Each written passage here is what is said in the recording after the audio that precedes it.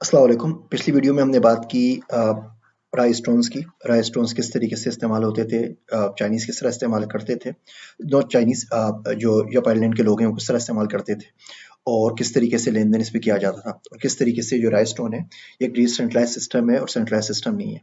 इसी बात को आगे बढ़ाते हैं।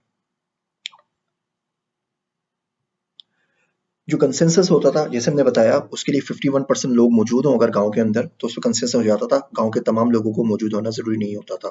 आप ब्लॉकचेन में देखें, बिल्कुल इसी तरह होता है। हमारे पास एक डिसेंट्रलाइज़्ड लेजर होता है, कोई सेंट्रल अथॉरिटी उसको कंट्रोल नहीं कर रही होती।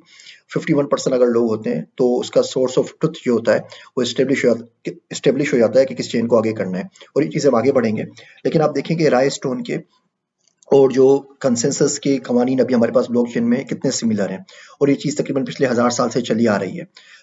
माशियात में बहुत सारे कंसेप्ट वही हैं जो आज से 1000 साल पहले, 10,000 साल पहले मौजूद थे। उनका नाम, उनकी हैयत, उनकी शक्ल थोड़ी-सी बदल जाती है, टर्म्स हम दूसरी इस्तेमाल करते हैं। बेसिक कंसेप्ट और जो इंटेंट होता है, वो सेम ही रहता है। इसी बात को आगे चलाते हैं। 7 अ बाद मसीह के अंदर चाइना का प्रोविंस था शुआन, टेंग डायनेस्टी के अंदर उन लोगों ने दुनिया की पहली करेंसी, पेपर करेंसी निकाली। ये मर्चेंट्स ने निकाली थी, दुनिया की पहली करेंसी मर्चेंट्स ने निकाली थी, जिसको कहते हैं जियाओजी।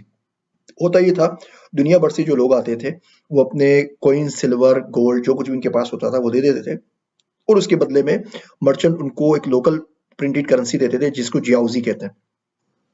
जियाओजी के अंदर क्या होता था, उस जियाओजी की मदद से पूरे चाइना में जहाँ चाहे वो खरीदारी कर सकते थे।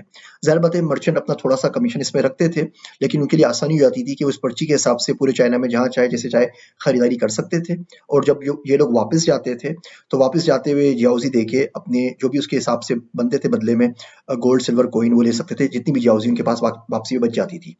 अगर आप ये कंसेप्ट देखें तो ये कंसेप्ट आज तक चल रहा है। आप जोड़िया बाज़ार में चले जाएँ, पर्ची सिस्टम होता है।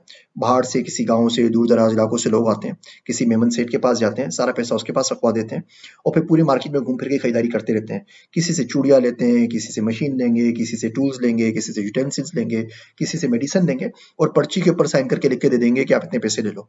जो शख्स उनको दे रहा है, उसका एतबार होता है, ट्रस्ट होता है, उसको पता होता है कि इस मोहर के साथ जो भी सेठ होता है, वो अपनी पर्ची के ऊपर अपनी स्टैम्प लगा के देता है या साइन करके देता है। जब मैं शाम में जाऊँगा तो मुझे इतने पैसे मिल जाएँगे। वो शाम में आके वहाँ से पैसे कलेक्ट कर लेता है और इस तरीके से कारोबार होता है। ऐसा बर्तनों में भी होता है, शाही बाज़ार सक्खर में चले हैं, वहाँ भी ये सिस्टम चल रहा है। अब ये सिस्टम आज तक चल रहा है, इस सिस्टम को तकरीबन 2000 साल हो गए और ये सिस्टम चले जा रहा है, जिसको हम पर्ची बेस्ड सिस्टम कहते हैं। ये जियाओजी से शुरू हुआ था और आज तक चल रहा है। इटली ने फ्लोरेंस के अंदर 1250 के अंदर अपना पहला करेंसी नोट निकाला, जिसको फ्लोरेंस कहते थे। सोंग डायनेस्टी ने दुनिया में पहली पेपर बेस्ड करेंसी दी, जो कि स्टेट की तरफ से थी, जो कि स्टेट ओन करती थी या उसको रेगुलराइज करती थी। डेनिश आयरलैंड ने 800 एडी के अंदर क्या किया, उन्होंने एक लॉ बनाया जिसको कहते हैं पे थ्रू द नोज। ये लॉ इंग्लिश का बड़ा मशहूर मकूला मुहावरा बन गया है। आज तक किसी से फोर्स पेमेंट ली जाए तो कहते हैं पे थ्रू द नोज। इसका मतलब ये होता था कि उस आयरलैंड के अंदर जो शख्स गवर्नमेंट का टैक्स नहीं देता था, उसकी नाक काट दी जाती थी। तो जितने भी नाक कटे लोग होते थे, कहा जाता था कि इन्होंने अपने नोज के जरिए पेमेंट की है, इसको पे थ्रू द नोज कहते हैं। जब गवर्नमेंट ने देखा कि आम मर्चेंट्स, आम व्यापारी इसकी मदद से नोट निकाल रहे हैं, तो उन्होंने हम क्यों पीछे रहे, तो योन डायनेस्टी ने चाओ के नाम से करेंसी निकाल दी।